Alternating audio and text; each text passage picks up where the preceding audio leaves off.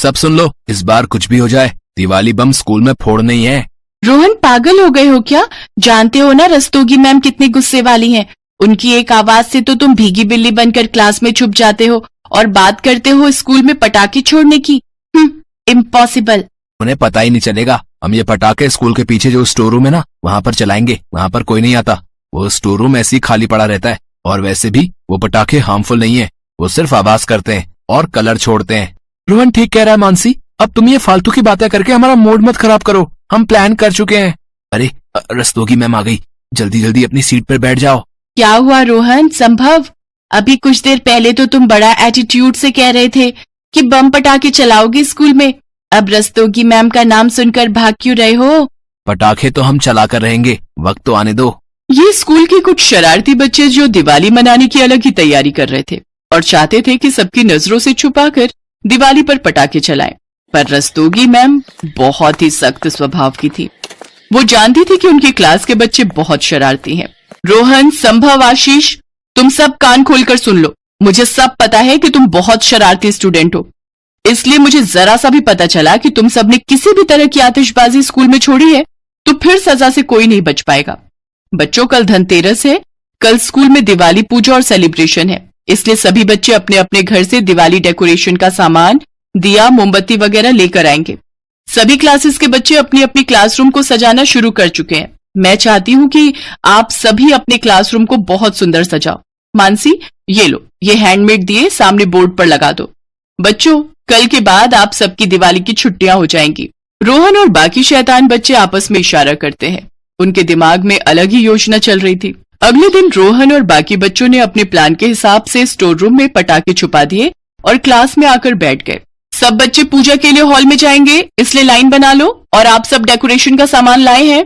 Yes ma'am, सब बच्चे लेकर आए हैं। मैंने आपके टेबल पर रख दिया है।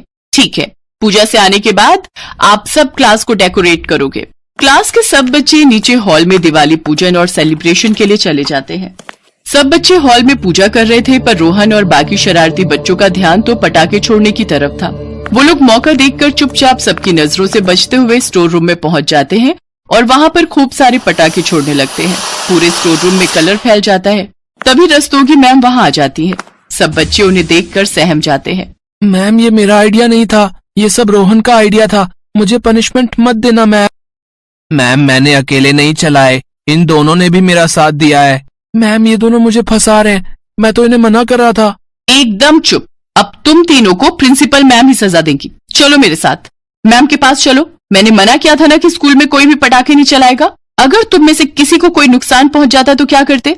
आपके पेरेंट्स को हम क्या जवाब देते? अब आप तीनों को सजा देनी ही होगी, तभी सुधरोगे। सॉरी मैम, हमें माफ कर दीजिए प्लीज मैम। मैम, गलती हो गई, सॉरी मैम। रस्तोगी मैम अभी बच्चों को लेकर जा ही रही थी कि तभी प्रिंसिपल मैम और बाकी टीचर्स भी वहां आ जाते हैं।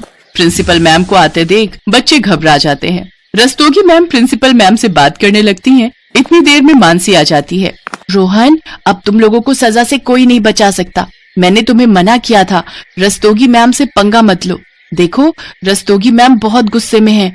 वो प्रिंसिपल मैम से न जाने क्या बात कर रही हैं। तभी प्रिंसिपल मैम बच्चों को अपने पास बुलाती हैं। बच्चों, इस तरह से कौन ड्राइंग करता है? तुमने तो अपने सारे कपड़ों पर कलर लगा लिया, आगे से ध्यान रखा करो। रस्तोगी मैम कह रही थी कि तुम सब बच्चों ने दिवाली की बहुत अच्छी पेंटिंग्स बनाई है। अब तो छुट्टी का टाइम हो रहा है। आफ्टर वेकेशंस मैं तुम्हारी सबकी दिवाली की पेंटिंग देखूंगी। ओके बच्चों, enjoy your holidays and happy Diwali. Rohan, संभव और आशीष कुछ देर के लिए तो दंग रह गए। रस्तोगी मैम ने प्रिंसिपल मैम से उनकी शिकायत की ही नहीं। रस्तोगी मैम प्रिंसिपल मैम के साथ चुपचाप वहां से चली गई। कुछ देर बाद सब बच्चे अपना बैग उठाने के लिए क्लासरूम में आते हैं। तभी रस्तोगी मैम अपनी सीट पर बैठी हुई थी। रोहन, संभव और आशीष उनके पास जाते हैं। सॉरी मैम, हम प्रॉमिस करते हैं आगे से आपको ऐसी किसी भी शिकायत का मौका नहीं देंगे। Sorry ma'am, sorry ma'am. It's okay, अब छुट्टियां एंजॉय करो और सेफ दिवाली मनाओ। ओके, और एक बात, दिवाली की छुट्टियों में दिवाली की पेंटिंग जरूर बनाना। प्रिंसिपल मैम तुम तीनों की दिवाली के बाद वो पेंटिंग जरूर देखेंगी। चलो, अब छुट्टी हो गई है, सब बच्चे अपने अपने घर जाओ। हैप्पी दिवाली। सब बच्चे खुशी खुशी घर चले जाते हैं। रस्तोगी मैम एक सख्त टीचर तो जरूर थी, पर कभी कभी बच्चों को उनकी गलती के लिए समझाना सजा देने से बेहतर होता है। और ये बात रस्तोगी मैम जैसी समझदार टीचर को बखूबी पता थी। रोहन, संभव और आशीष उस दिन के बाद कोई शरारत नहीं करते। वो अपने अपने घरों में सेफ दिवाली भी मनाते हैं और बहुत सुंदर पेंटिंग्स भी तैयार करते हैं। दिवाली की छुट्टियों के बाद जब वो अपनी पेंटिंग्स बनाकर लाते हैं तो रस्तोगी मैम समझ जाती हैं कि उनकी क्षमा और सीख व्यर्थ नहीं गई। पलक काले रंग वाली लड़की थी, जिस वजह से उसके स्कूल में हर कोई उसके काले रंग को लेकर उसे चिढ़ाता था, खासकर उसकी अपनी क्लास के टीचर और बच्चे। पलक, तुम लाइन में सबसे पीछे खड़ी हो जाओ, और टीना साची, तुम कुछ सुंदर लड़कियां आगे आ जाओ। प्रिंसिपल मैम का ऑर्डर है, हमारे स्कूल के बेस्ट बच्चों का फोटो स्कूल मैगजीन में छपेगा, इसलिए मैं चाहती हूँ मेरी क्लास के बच्चों का फोटो ही मैगजीन में छपे। पर मैम, ये पलक तो बहुत काली है, पूरी फोटो इसी से खराब हो रही है। मैम, ऐसा नहीं हो सकता, हम इस पलक को इस फोटो में से हटा दें। नहीं बच्चों, अगर ऐसा हो सकता तो ये काम सबसे पहले मैं ही कर देती। मैं खुद नहीं चाहती ये काली स्टूडेंट मेरी क्लास में भी रहे। मैम, मैं पानी पीने जाऊं? हाँ जाओ, मेरे सिर पर खड़ी मत रहो, और हो सके तो थोड़ा पानी से मुंह धोकर भी आ जाना, शायद तुम्हारा काला रंग चेहरे से उतर जाए और फोटो थोड़ी अच्छी आ जाए। टीचर की और बच्चों की बातों को सुनकर पलक रोती हुई वॉशरूम की तरफ चली जाती है और वहां जाकर फूट फूट कर रोने लगती है। पलक के माता पिता दोनों नौकरी करते थे और बड़ी मेहनत से पैसे कमाकर उन्होंने पलक का अंग्रेजी मीडियम में एडमिशन करवाया था। इसलिए पलक अपने माता पिता से कभी भी अपना दुख नहीं कहती थी। पलक को दौड़ने का बहुत शौक था। वो रोजाना सुबह स्कूल जाने से पहले दौड़ने का अभ्यास करती थी, पर वो जब भी अपनी टीचर से स्कूल में दौड़ प्रतियोगिता में भाग लेने के लिए कहती थी तो उसकी टीचर उसे साफ मना कर देती थी और बच्चे उस पर हंस देते थे। तू दौड़ेगी? अपनी शक्ल देखी है कभी शीशे में? मैम तुझे कभी भी दौड़ प्रतियोगिता में नहीं लेंगी। आज तक हमेशा से टीना ही विनर रही है और आगे भी रहेगी।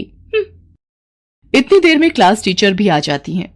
बच्चों, हमारे स्कूल को बहुत ही बड़े लेवल पर दौड़ प्रतियोगिता के लिए भेजा जा रहा है। टीना, मैंने तुम्हारा नाम प्रिंसिपल मैम को दे दिया है। ओके मैम, मैं आज से ही प्रैक्टिस शुरू कर देती हूँ।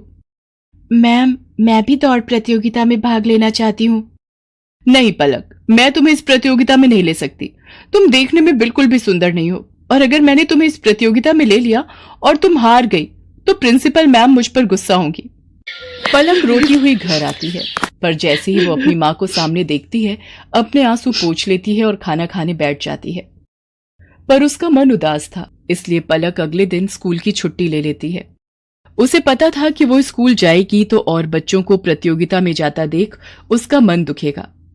अरे पलक बिटिया, आज तू स्कूल नहीं जा रही? नहीं माँ, आज बस थोड़ा सिर में दर्द है, इसलिए घर पर आराम करूंगी। कोई बात नहीं पलक बेटिया, तू तो रोजाना ही स्कूल जाती है, आज छुट्टी कर ले और आराम करना। एक काम करो, आज तुम चले जाओ, मैं पलक के पास ही रुक जाती हूँ। उसे किसी चीज की जरूरत होगी तो बना दूंगी। ठीक है, फिर मैं अकेला ही काम पर चला जाता हूँ। पलक की माँ उसके पास ही घर पर रुक जाती है। पलक सो रही थी और उसकी माँ काम कर रही थी। इतनी देर में दरवाजे पर कोई आता है। जी, मेरा नाम रामलाल है, मैं पलक बिटिया के स्कूल का चपरासी हूँ। मुझे वहाँ की प्रिंसिपल मैम ने भेजा है। उन्होंने तुरंत ही पलक को स्कूल बुलाया है। वो किसी दौड़ प्रतियोगिता में जाना है, शायद यही बात हो रही थी। पलक को, पर उसकी तो अभी तबीयत। रामलाल भैया, आप मैम को बोल दो मैं अभी तैयार होकर स्कूल पहुंचती हूँ। दौड़ प्रतियोगिता का नाम सुनकर मानो पलक के दिमाग में कौन सी फुर्ती आ गई कि वो जल्दी से तैयार होकर स्कूल पहुंच गई। अच्छा, तो तुम पलक हो बेटा, हमें तुम्हारी बहुत जरूरत है और इस स्कूल को भी। टीना जो तुम्हारी क्लास की है वो इस प्रतियोगिता में भाग नहीं ले सकती। उसके पैर में चोट आ गई है, इसलिए डॉक्टर ने उसे दौड़ने के लिए मना किया है। हम चाहते हैं कि तुम अपने स्कूल के लिए इस प्रतियोगिता में हिस्सा लो और जीत कर ही लौटो। मैम, मैं आपसे वादा करती हूँ, मैं इस प्रतियोगिता में जीत कर ही लौटूंगी। पलक, मुझे माफ कर दो बेटा, मैंने एक टीचर होकर भी तुम्हारे साथ कितना गलत व्यवहार किया। पर आज जब हमारी क्लास की और स्कूल की इज्जत का सवाल है तो हमें तुमसे बेहतर दौड़ प्रतियोगिता के लिए कोई बच्चा नजर ही नहीं आया। मैं जानती थी कि तुम रोजाना सुबह दौड़ने का अभ्यास करती हो, इसीलिए मुझे तुम्हारा नाम सबसे पहले याद आया। मेरी शुभकामनाएं तुम्हारे साथ हैं। पलक, देखना, तुम इस प्रतियोगिता में जीत कर ही लौटोगी। Thank you ma'am, thank you so much. मैं आपसे वादा करती हूँ मैं इस प्रतियोगिता में जरूर जीतूंगी। पलक की क्लास के सब बच्चे भी उसे शुभकामनाएं देते हैं और पलक पूरे जोश के साथ दौड़ प्रतियोगिता में हिस्सा लेती है और जीत कर लौटती है। उसकी प्रिंसिपल मैम और क्लास टीचर उसे इनाम में ट्रॉफी देकर सम्मानित करती हैं।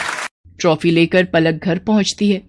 प्रतियोगिता जीतने की खुशी पलक के माता पिता उसके चेहरे पर साफ साफ देख रहे थे। उस दिन के बाद से पलक को कभी भी कोई भी उसके काले रंग के लिए नहीं बोलता था, बल्कि सब उसकी बहुत तारीफ करते थे।